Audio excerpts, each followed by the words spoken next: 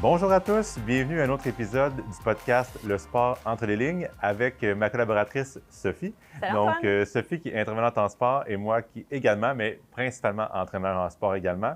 On s'adresse aujourd'hui aux parents qui sont à la maison, dans l'auto, en voyagement, en déplacement ou même, qui sait, dans le bain relaxé ou pire encore, ou mieux encore, devrais-je dire, sur le bord d'un terrain sportif quelconque. Donc, on parle à vous aujourd'hui dans le but de harmoniser et de dynamiser les relations entre les parents, les entraîneurs, les officiels, donc toute la communauté sportive, si on peut mieux travailler ensemble. Antoine, si c'est des parents sportifs, ils sont dans l'auto. Oui,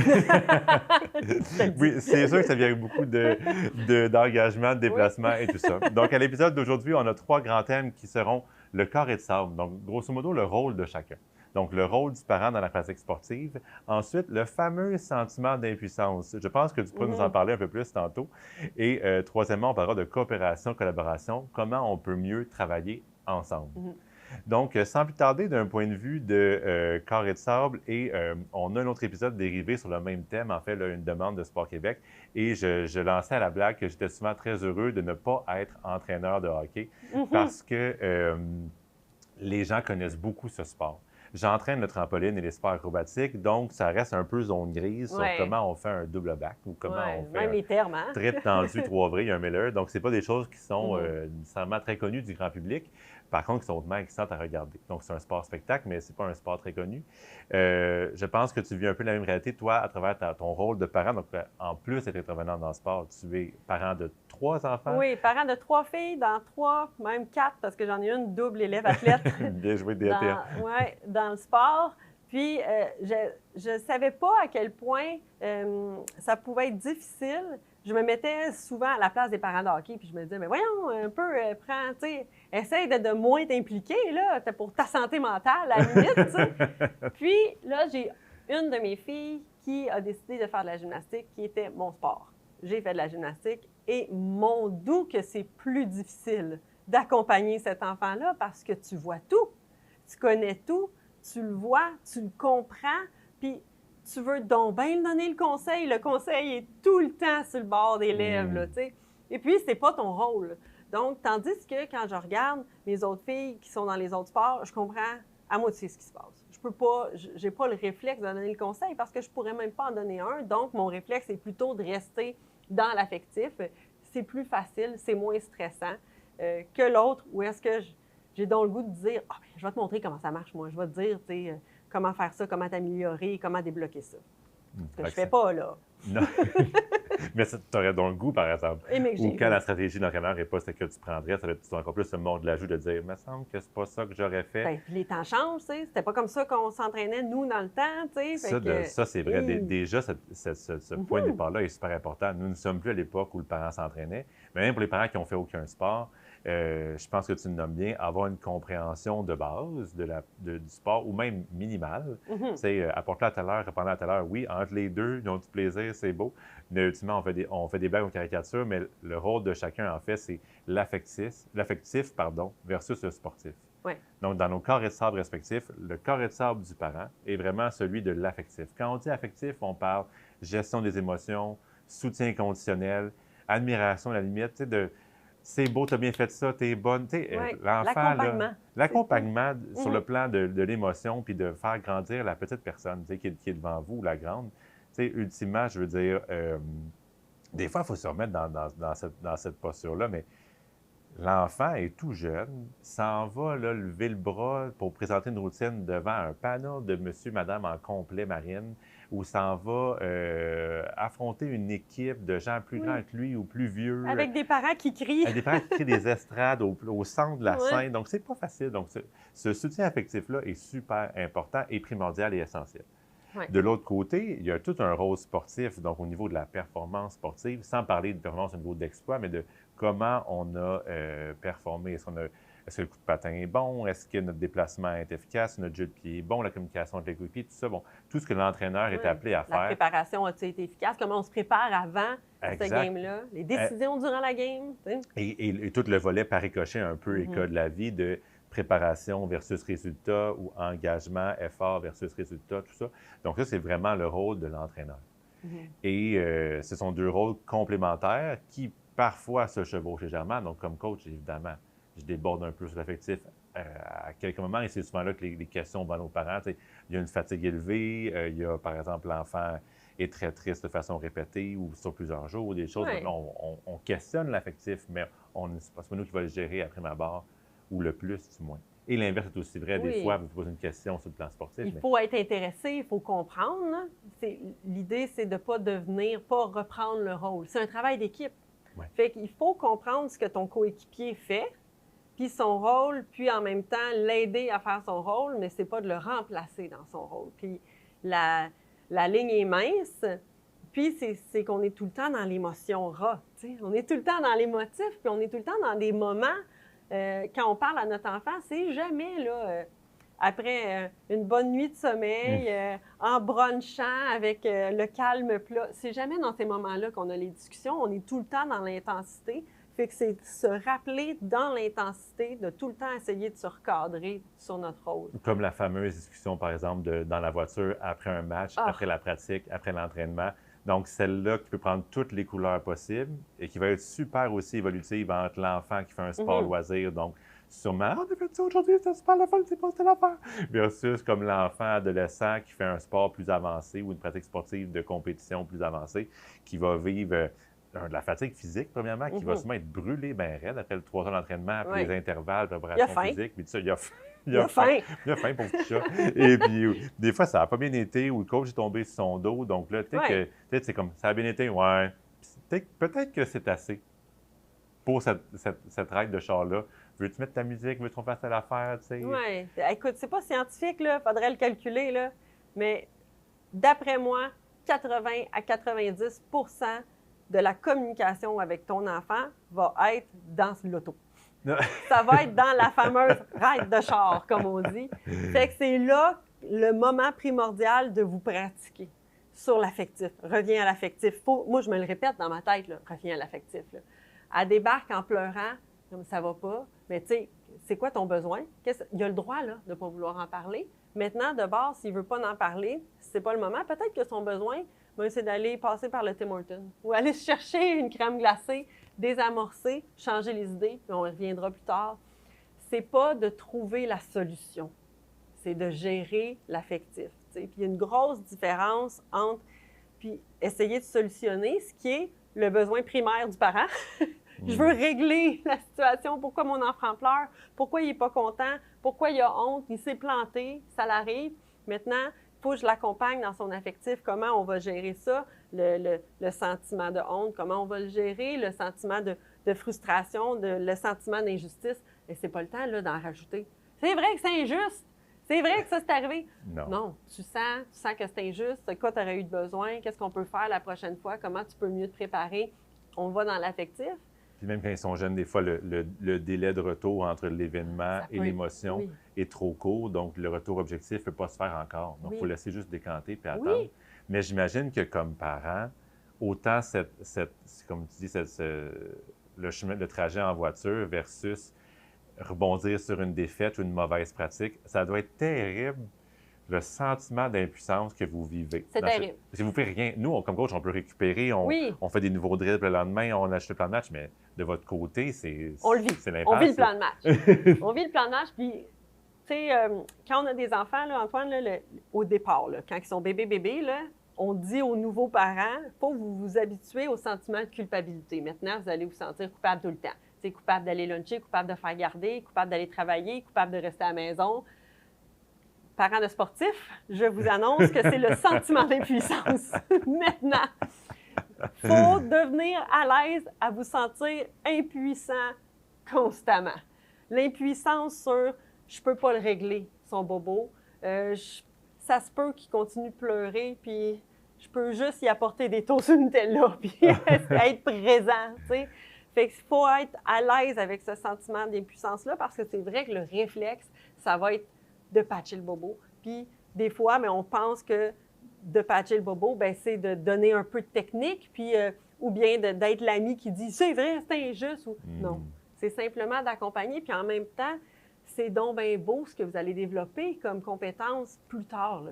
Plus tard comme leader, plus tard comme le marché de l'emploi, plus tard à l'école. d'être capable de gérer son affectif après des moments importants comme ça, bien, c'est le plus grand rôle que vous allez pouvoir avoir, bien plus que de comment mieux pointer ses pieds, là. Oui, parce que ce qui reste du sport, c'est pas grand-chose Non. 20 ans plus tard, mais mis à part des valeurs, une expérience, mais c'est l'école de la vie quand même. Puis c'est drôle que tu parles de sentiment d'impuissance parce que quand tu prends un pas de recul, cette gestion émotive-là est hyper puissante et fondamentale dans le développement du jeune, sur le plan affectif, le jeune en tant que tel, mais également le jeune sportif.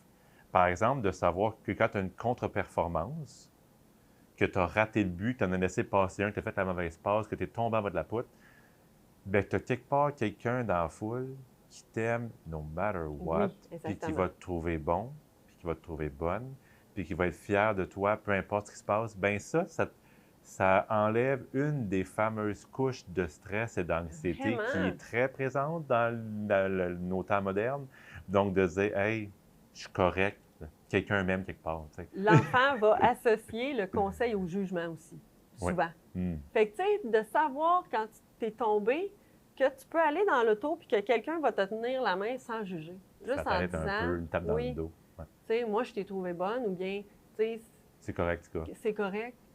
Il y a un lendemain, on va quand même souper en famille, tout va bien. Tandis que si j'arrive en disant, peut-être tu aurais dû faire ça, oh, là, il me juge, dans le fond, il ne comprend pas, tu sais. Oui, puis ça isole la sphère sportive dans ce que ça doit être, le sport. Puis le reste, il y a toute la vie à côté qui est aussi bien importante. Comme intervenante, là. Écoute, comme intervenante, je te dis, mes athlètes, ils me disent, ce que je me rappelle qui m'aidait le plus encore, c'est que quand j'arrivais chez nous, j'étais chez nous. Il fallait quand même que je mette ma vaisselle dans le lave-vaisselle, même si j'avais gagné 2 médailles d'or. Ou perdu. Ou perdu. Il n'y a rien qui changeait. Mes parents étaient là, c'était comme ça, puis ça m'aidait. Ça m'aidait à décrocher, ça m'aidait à savoir qu'il y avait une vie qui continuait, peu importe ce qui se passait dans le sport. T'sais. C'est extraordinaire. Puis je trouve que le sentiment d'impuissance, c'est une anecdote qui résume bien l'image qu'on s'est formulée une fois, c'était de dire, c'est comme quand si tu avais un ami dentiste qui t'appelait. Oui. J'ai raté mon traitement de canal. Hey, moi, un traitement de canal, là, ça ne veut pas me sonner moins zéro cloche que ça. Là. Fait que raconte-moi ça, comment je peux t'aider, on va te prendre une bière, veux-tu en parler, ou peut-être même rebondir sur à qui se référer pour de l'aide si l'ami est rendu là, as-tu un mentor, as-tu un collègue à t'en parler, mais des fois, il ne veut pas revisiter son traitement de canal de A à Z qui a mal été, puis il faut qu'il refasse le lendemain, puis il va se faire poursuivre. Il y a une minute dans ta tête où ce que tu t'es dit, je vais y dire quel outil prendre, puis je vais aller sur ChatGPT, puis je vais le conseiller. Jamais! On ne ferait pas ça dans les autres secteurs. Non, pourquoi on le fait dans le sport? On se fait radier comme dentiste assez vite, merci. Donc, ne soyez pas l'ami dentiste, soyez l'ami présent. Oui, c'est ça. Écoutez-le, soyez présent, questionnez les besoins, puis ça va couler tout seul. Ouais. Puis son traitement canal, le lendemain, tu vas dire, ah, ça a fait donc bien du bien de parler à Sophie, ça fait donc bien du bien de parler à Antoine. Puis j'aime ça aussi que tu me dises, on peut aussi retourner vers les ressources, tu sais. Fait que, dans le fond, oui, on gère l'affectif. Sinon, ben, c'est quoi tes ressources? Et sinon, ben, est-ce que tu en as parlé à ton entraîneur? Fait que comment est-ce que tu peux arriver, tu sais, moi, c'est mon premier réflexe, c'est toujours de dire, comment est-ce que toi, comme enfant, tu peux oui. De le responsabiliser. Communiquer tes besoins à la bonne personne. Il va falloir qu'il parle à un ami, il va falloir qu'il parle à un chum, une blonde, il va falloir qu'il parle à un employeur. Patron, exact. Comment est-ce que tu peux le responsabiliser puis lui donner les outils pour aller parler à l'entraîneur? Mais il y a des fois où ce que toi, comme parent, c'est toi qu'il faut qu'il aille parler à l'entraîneur. Puis là, ça, c'est une communication qui va autant affecter l'enfant que l'arrête dans le char, comme on dit. Oui, parce que le troisième conseil important de ce podcast-ci, c'est de parler de l'approche collaborative. Oui. Parce que, et tu me l'as expliqué souvent, l'entraîneur et le parent, c'est un peu comme papa-maman pour l'enfant. C'est deux adultes extrêmement signifiants dans leur vie de jeunes. Et tu me diras si je me trompe, mais plus on avance en âge et en pratique sportive, bien plus ce lien-là est fort des deux côtés. Mais ça, en fait, même c'est prouvé dans les recherches que le côté affectif, là, plus on avance dans les hautes sphères de la performance, mais aussi en âge, donc pré-ado, adolescence, l'entraîneur devient aussi significatif que le parent et des fois même plus significatif que le parent. C'est pas rien quand même. C'est une lourde responsabilité. Vraiment. Fait que de la manière que tu vas parler du coach en face de ton enfant, mettez-vous en tête que c'est comme si vous parliez de l'autre parent. C'est aussi significatif que ça. Puis remettez-vous dans la peau de quand vous étiez jeune puis que vos parents vous chicanaient. Ah, l'horreur. L'horreur. On se sent-tu pas bien? Ça. Même à notre âge, Non, là. non. Nos parents se chicanent. Je n'ai là. pas besoin de ça dans ma vie. Non, on a le Puis- goût de mais pleurer, c'est- on se sent pas bien. Non, tu sais. c'est déchirant, en fait. Oui. Puis c'est pareil pour le jeune. Puis on dit souvent à nos jeunes coachs, ben, c'est sûr que le parent en échappe des fois, Oui. comme le coach aussi d'ailleurs, Oui. et on va en parler. Mais tu peux jamais t'insérer comme entraîneur entre le parent et son enfant. Parce que le respect, l'admiration, l'affection envers le parent est trop grande. Donc, c'est sûr que tu termines deuxième. Donc, il faut travailler en collaboration avec le parent parce que sinon, on crée ce clivage-là qui va être effrayant pour l'enfant, Oui. puis vraiment déchirant. Donc, dans l'approche collaborative, bien, c'est de se comprendre, de travailler en équipe, et puis des fois de respecter les réalités de tous et chacun. Oui. Il y a eu d'admiration sans borne secrète de la part des coachs envers les parents. Je ne ferai pas votre job. Moi, là, oui, OK, j'en coach 12 d'achat, il n'y a pas de problème. Ils ont tous leurs besoins. Je connais leurs réalités respectives. Combien de frères et sœurs ils vivent dans telle ville, à quel niveau d'école ils sont rendus, ils ont Tu quel vois âge. ça Ils sont nés en m'impressionne quelle bien année. plus. Tu sais, puis là, tout ça par cœur. À une époque, il y avait au téléphone, mais là, je vieillis. Mais, Oui. mais ceci étant dit, ça, c'est majeur. Mais d'aller comme, tu sais, le parent, c'est H24.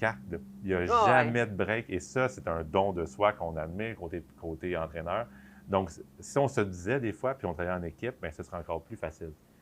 Puis la manière qu'on gère une problématique avec le coach, c'est tout un apprentissage pour l'enfant. Puis en même temps, c'est la même chose que la manière qu'on va régler une chicane dans la famille, mettons, entre le père et la mère, où ce que c'est peut-être pas le moment de se crier quand l'enfant est là, de critiquer dans l'auto quand le père n'est pas là ou quand la mère n'est pas là. Puis tu as une belle anecdote d'un parent qui a donc bien fait ça merveilleusement. Oui, je me souviens d'une fois, parce que personne n'est parfait, moi le premier, vous le saurez bien vite. Et puis, j'avais une intervention avec un jeune qui avait été finalement vraiment zéro positif, qui avait voulu être une espèce de bribe d'humour qui avait décroché. Hein? J'ai pesé ces pitons qui ont fait éclater humour l'enfant pas à en bonne sanglots. place, Puis, tu sais, mauvais timing, un peu passif-agressif. Bref, je l'avais échappé. Ouais. Et puis ça, je le reconnaissais. Puis, il était prévu de récupérer la situation à l'entraînement suivant. Et des fois, dans ces cas-là, quand tu l'échappes et que tu le sais, ça te rebondit plus que tu penses. Et c'est arrivé par courriel, finalement, en premier, côté parent, est-ce qu'on peut reprendre la situation avec mon enfant, machin, il s'est mal senti, s'il a filé vraiment tout croche dans l'auto, machin, tout ça. Pas de problème. Et le parent avait été super bon. On avait commencé la rencontre avec un ton hyper bienveillant et calme. Déjà, ce qui place tout le monde à l'aise, incluant l'enfant. Et le parent avait un peu l'angle de dire, on ordonne la situation. Je pense comprendre l'intention derrière, mais je pense que la façon n'était pas idéale. Mais ce que j'ai expliqué à mon jeune, c'est que des fois, Antoine, dans sa vie d'adulte, le lave-vaisselle peut avoir un pété, une crevaison dans la route, il peut avoir le stress de son patron pour des résultats, il peut avoir des choses. Il y a peut-être des situations qui expliquent que cette journée-là, il n'était pas 100% disposé émotivement à faire la meilleure intervention possible, ce qui ne l'excuse pas, par contre. Non, mais il y a le droit à l'erreur. Il y a le droit à l'erreur. Oui. Donc, donner le droit au coach de ne pas être parfait comme parent, c'est un grand, grand cadeau qui apaise les tensions des deux côtés. Moi, je ne m'attends pas à ce que le parent soit parfait. Puis, si l'inverse est vrai, bien, on est tous mieux là-dedans. Oui, exactement. Fait que, tu sais, ça l'a montré à l'enfant. Premièrement, ça l'a désamorcé, de ce que je comprends. Vrai. Tu as pu tout de suite reprendre en disant, tu n'es pas été allé s'enfoncer en disant, ben là, c'est pas ça que j'ai voulu dire. C'est comme, ben non, on s'excuse. On C'est m'a comme ouvert un la enfant. porte à m'expliquer. Oui, on s'explique. C'est vrai, je l'ai échappé. Fait que là, l'enfant, il comprend qu'avec la communication, il voit ses parents se réconcilier, si Oui, je peux en guillemets, dire. oui. Tu sais. Ça désamorce.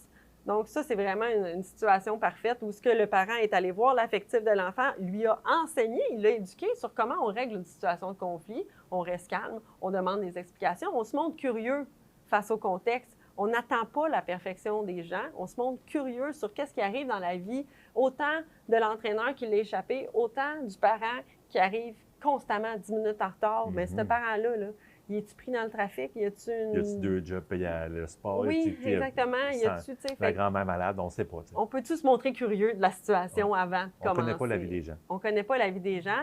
On a tous le même objectif, bien accompagner notre enfant. La bienveillance, on le fait en équipe avec deux rôles différents. Mais là, on peut s'entraider dans ces rôles-là. T'sais. Exact. Fait que je pense que tu as le droit de ne pas être parfait. C'est un beau résumé d'une approche pour mieux travailler ensemble. Oui. Et parlant de mieux travailler ensemble, j'espère que le podcast d'aujourd'hui vous aura permis de faire un bout de chemin sur comprendre un peu mieux le rôle des parents dans le sport et de mieux comprendre, comme on l'a dit d'entrée de jeu, le rôle affectif versus sportif. Ensuite, de vous dédramatiser le fameux sentiment d'impuissance Oui. de la part du parent dans le sport. C'est correct, ça se soigne, ça se guérit. Et ultimement, de travailler en collaboration l'un et l'autre pour faire avancer de façon saine, sereine et éducative aussi Oui. les différents conflits ou situations qui Ne surviendront. sous-estimez pas, dans le fond, la façon que vous communiquez, l'impact que ça va avoir sur Oui. l'enfant. Le sport, c'est que de la vie, en fait, c'est un accélérateur d'expérience. Oui. Donc, en ce sens, Très c'est bien aussi dit. un beau cadeau pour vos enfants de leur permettre la pratique sportive. On espère qu'elle se passera harmonieusement. C'est un autre épisode du Sport en ligne. Un plaisir de vous avoir reçu. Merci. À bientôt. À bientôt!